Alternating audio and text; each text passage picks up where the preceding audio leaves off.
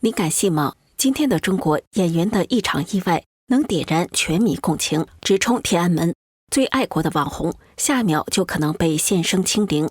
就连冷冰冰的 AI 聊天机器人，碰到习近平3个字，都要立刻自动删除。这不是电影剧情，而是我们正在经历的现实。那么问题来了，北京为什么要全面推动一场2次文革式的思想大清洗？背后到底是谁在害怕？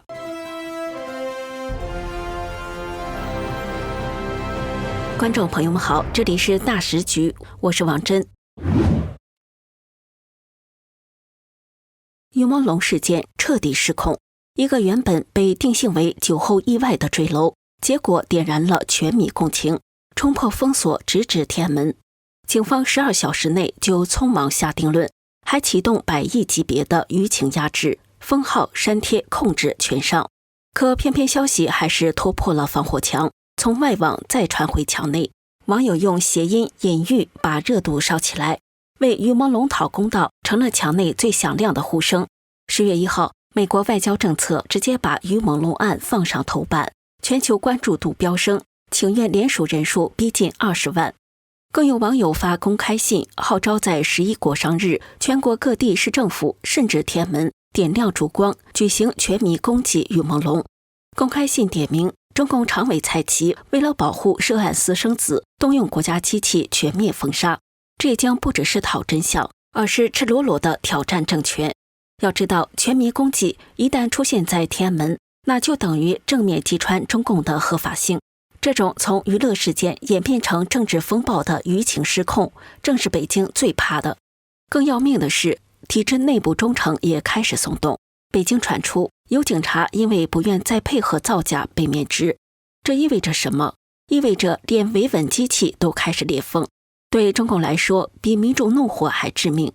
于朦胧的离世就像一面照妖镜，照出积压的民怨，照出舆论控制的失灵，照出敢于冲击天安门的勇气，也照出体制内的忠诚崩塌。接下来更讽刺的是，就连爱国派也不安全。张雪峰本来是网络上颇具人气的教育培训讲师，近年来因为言论偏向爱国而得到不少体制内媒体的支持，甚至被包装成青年导师形象。然而9月份，他社交平台账号突然被禁止关注。近年他虽然常常因言论引发争议，但始终以爱国姿态自居，也公开强调要为国家培养更多人才。然而9月下旬，情况急转直下。9月24号起，张雪峰在微博、抖音、快手、B 站、小红书等多个平台的账号突然被标注为禁止关注。这意味着他虽然还能发声，但普通用户无法再点击关注，难以持续接受更新。舆论普遍认为，这是官方对他进行献声的一种方式。他的工作室随后出面表示，这是账号问题，目前正在反省阶段。但外界解读，这背后其实是对张雪峰声量过大的一种打击。因为即便是高调爱国的人物，只要没有完全照着官方剧本说话，或者官方没有授权你说这个话，那被限流甚至销声就是随时可能发生的。张雪峰的遭遇传递出一个明确信号，在今天的中国，即使是爱国也不再是安全牌。原因很简单，中共害怕任何不受控的影响力。张雪峰虽然爱国，但他的话能够直接影响数以千万计的年轻人。对中共而言，这就是潜在的威胁。因为一旦这种草根偶像的声音超出了官方的宣传架构，就有可能在无意中形成与党竞争的舆论中心。因此，即便表面上站在同一阵线，如果话语权不在党手里，也要被清除。接下来是工商时间。最近，我朋友有个朋友成功的帮儿子戒掉了冷饮等不健康的零食。他给我推荐了一个超特别的产品——红海参修复饮。朋友的儿子很喜欢吃冷饮，我朋友原本只是想帮儿子换个更健康的零食，结果他儿子一吃就爱上了。朋友自己也试了一下，觉得很不错。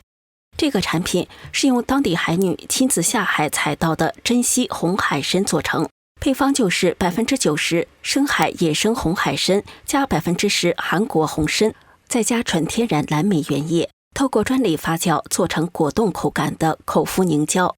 清爽不腥，还带点果香。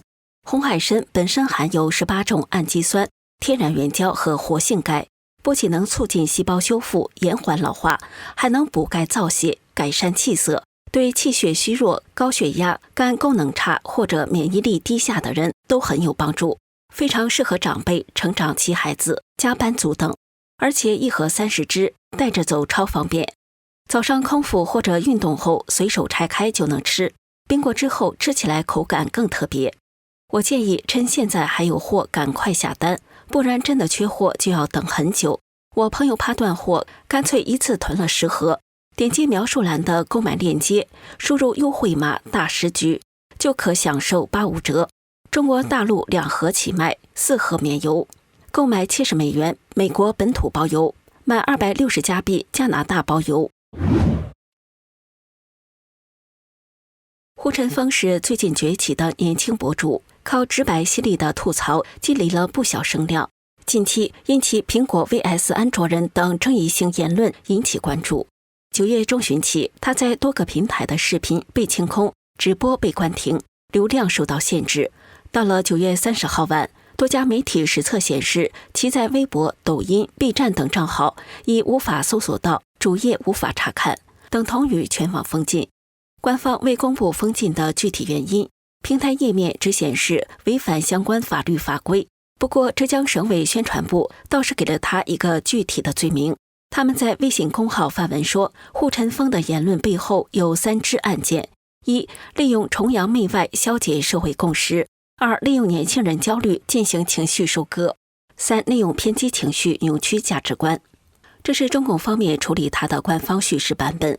但从网络舆情与多方观察来看，胡晨峰之所以被封禁，其影响力和他讲述某些被中共混淆的事实或边界议题的能力，才是触动了当权者底线的所在。胡晨峰的问题不在于一句苹果 vs 安卓的段子，而在于他展现出了独立思考的能力。他不是照抄官方的话术，而是带着批判精神去剖析现实，点出了许多中共不愿被揭穿的矛盾。这种语境下的独立声音，在中共眼里比赤裸裸的反对派还要危险。为什么呢？因为公开的反对派可以被标识为敌对势力，迅速打压，但胡晨峰这类网红却往往以日常议题切入，潜移默化地引导年轻人思考。被动摇的不是一个人，而是整个群体的心智。当一代年轻人开始质疑，开始拆解谎言，党的意识形态根基就会随之松动。因此，胡晨峰遭到全网封杀，并不是因为他说错了什么，而是因为他想对了什么，说对了什么。中共真正害怕的是这种能把思考传染出去的人。如果说于朦胧事件反映了民众的愤怒，张雪峰与胡晨峰代表了知识人和网红引导舆论的潜在危险，那么习近平本人被 AI 自动审查处理，则说明了另一个层面的恐惧。中共已经开始害怕人工智能时代的舆论失控，因此人要审查，机器也要审查。根据我国界记者9月30号发布的调查报告，中国3大最受欢迎的 AI 聊天机器人百度文心一言、阿里通义千问以及 DeepSeek 全部内建了严格的政治审查机制。一旦提到了习近平或刘晓波、张展、李志英等敏感人物，这些 AI 要么拒绝回答，要么干脆自动删除整个对话记录。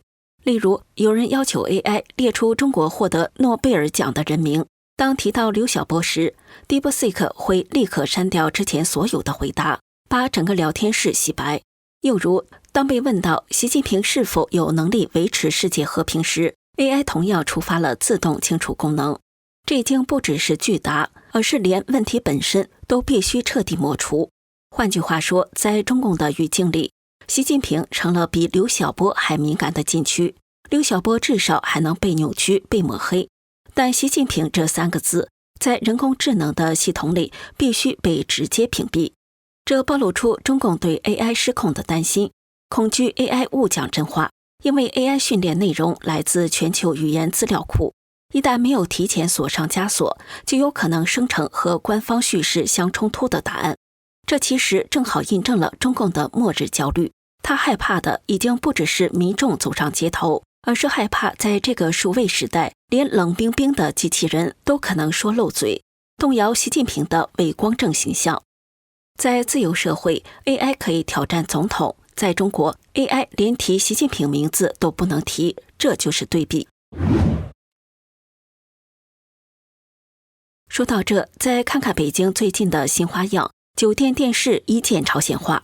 9月29号，中共国家广电总局、公安部、商务部和文旅部4个部门联合下发通知，要求全国酒店加强电视服务管理。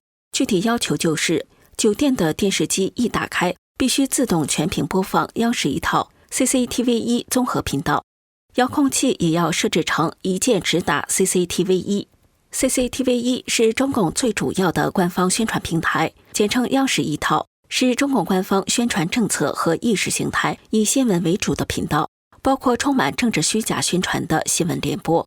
通知还特别强调，酒店必须用官方认可的有线电视、IPTV 或者卫星直播讯号，不能再用那些没经过广电部门批准的第三方服务。换句话说，电视节目从源头就被锁死了，观众能看到什么，不准看到什么，全部由中共说了算。虽然官方声称这么做是为了规范酒店电视服务，提升宾客体验，但民众却一眼看穿。讽刺，这根本是加大洗脑力度，因为老百姓越来越不好骗了。有人调侃说，这简直是直达平壤，一键朝鲜化。还有人冷嘲热讽，干脆再装上人脸识别，谁不看 CCTV 就自动报警得了。这样的安排其实透露了一个信号，中共已经不再满足于学校、机关单位的思想政治教育，而是要把宣传管控渗透到人们日常生活的每一个角落。从你进入酒店、打开电视的那一刻起，就开始接受官方的洗脑讯息。不过，酒店电视只是中共入口级的洗脑工程，真正更大的动作，则是近期接连抛出的多份重磅文件。在酒店电视开机必播央视一套的规定出炉的前后，中共接连推出了一系列新法规，从思想、民族到宗教3个层面同时发力，形成3管齐下的洗脑体系。他们虽然分属不同领域，却共同指向同一个目标，把中国社会彻底纳入习近平思想的单一叙事之中。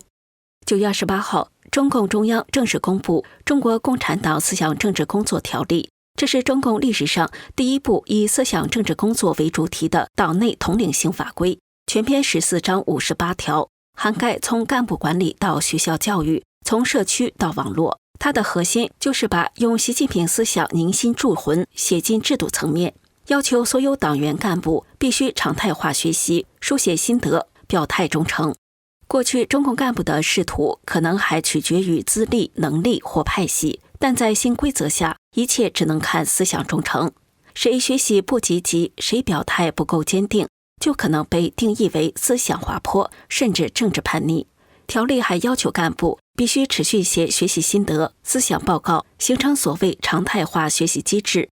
换句话说，未来的中共官场将全面进入人人写心得、人人表忠的模式。思想不合格就可能丢官下台，这显然是一场赤裸裸的党内文革。这也意味着中共官僚系统将进一步僵化，只剩下会背书、会造句的家臣。9月8号，中共全国人大常委会审议了《民族团结进步促进法》草案。这份法案被包装成推进民族团结，从教育、媒体、文化到婚姻家庭都提出规定，要求全民筑牢中共民族共同体意识。实际上，等于是把中共民族共同体意识强行灌输到每个人的脑子里。草案还特别针对语言权利，要求少数民族学龄前儿童必须学习普通话，到15岁时能够基本掌握国语，等于变相剥夺少数民族语言的教育权利。父母还被要求教育孩子热爱共产党，禁止传授任何不利于民族团结的思想。这实际上推翻了1984年民族区域自治法允许的母语教育保障，等于法律化了语言同化政策。更夸张的是，草案甚至把触角延伸到境外，明文规定海外华人如果煽动分裂或破坏民族团结，都将被追究法律责任。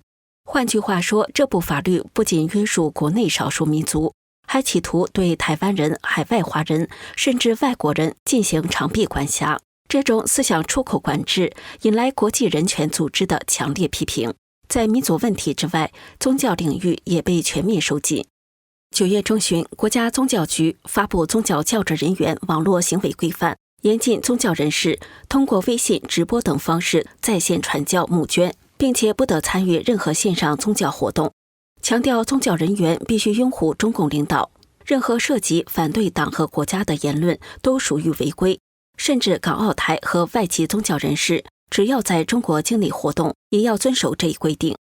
9月29号，习近平在中共政治局会议上再次强调要推进宗教中共化，要求宗教界在教义教规、管理制度、礼仪习俗等方面体现中共特色，并把爱国主义与无神论教育绑在一起。这其实就是把宗教变成中共政权的附庸。圣经、佛经的教义要经过中共化解读，佛寺、教堂可以被强拆，但供奉习近平、毛泽东画像的所谓红庙却可以保存。中共党魁却可以被堂而皇之地接受香火。这种反宗教的伪宗教是中共最擅长的操弄，即压制宗教信仰，又用领袖崇拜填补信徒们的精神真空。说白了，中共要的根本不是信仰自由，而是唯党是从。从线下到线上，宗教活动被全面钳制。综合起来，从思想政治工作到民族团结法，再到宗教中共化，这3个领域的管控，构成了中共新一轮洗脑工程的制度基础。党内要表忠，干部要过思想关，社会要一元化，民族差异被消除，宗教要服从，信仰空间被彻底压缩。这不再是临时的政治运动，而是要通过法律、法规和条例，让洗脑常态化、制度化。然而，历史往往有惊人的巧合。就在北京推动这一套2次文革时，邻国尼泊尔却突然变天。9月初，尼泊尔总理奥利刚刚参加完北京的93阅兵，与习近平并肩站在天安门城楼。回国之后，他马上照搬北京的做法，宣布封禁26个社交媒体平台，试图把国内的舆论声音一刀切断。这一举动立即点燃了年轻人的怒火。网络原本是他们仅剩的发声渠道，愤怒瞬间转化为行动。街头迅速聚集起来的是成千上万手里举着手机的 Z 世代，他们不仅抗议网络封锁，更把积压已久的对贪腐、裙带政治的愤懑一并爆发出来。情势蔓延得极快，对抗群众冲进国会大厦，焚烧政府建筑，与警方爆发激烈冲突，甚至19人死于镇压。最后，奥利被迫辞职下台收场。这场风暴背后正是北京模式的投射。当奥利试图在尼泊尔复制中共式的言论管控时，他没有意识到这种来自上层的强硬手法最容易激起的不是顺从，而是全面的反弹。对中国人来说，尼泊尔的这场变天似曾相识，因为北京正在做的正是同样的事，持续加码封杀网络声音，清洗思想异端，用民族大一统和爱国主义来替代真实的公共讨论。奥利倒在这一步，而中共却还在把它制度化、常态化。这就是尼泊尔事件对中国的最大警示。当一个政权把控制舆论当作救命稻草时，它离真正的危机往往只差一个导火索。尼泊尔的这场政局突变实际上就是一面镜子。奥利参加完北京93阅兵回去后，照抄中共的做法，封禁社交媒体，结果不到1个月，群众怒火瞬间爆炸，把政权推翻。这不是偶然，而是因为言论封锁直接戳到了民众最敏感的神经。今天的中国正在走同样的路，从酒店电视一键进入新闻联播，到思想政治工作条例，再到民族团结法、宗教网络新规，全套强化洗脑、封死思想的制度工程。北京相信，只要把所有出口都堵死，政权就能稳固。但尼泊尔的故事已经证明，这样的锁链反而最脆弱，一旦断裂，爆发出来的就是整个社会的愤怒。而这正是中共最深的恐惧。他明白，于梦龙事件能在墙内外撑起全民共情，护尘风这样的网红能让年轻人开始思考 AI 要自动避开习近平这个名字。这些细节说明，洗脑的效力正在衰退，谎言越来越难维系。所以中共急切推行2次革命式的思想管控，不是出于自信，而是亡党焦虑的表现。他害怕舆论失控，害怕街头抗议，害怕体制内的忠诚动摇。然而，他能压住一时，但他能挡住永远吗？因为历史早已一再证明，当一个政权只靠恐惧和谎言来维系时，它的倒塌往往比人们想象的更快。这里是大时局，感谢您的陪伴与思考，请订阅、分享并打开小铃铛，一起在动荡中坚守真相，在黑暗中点燃希望。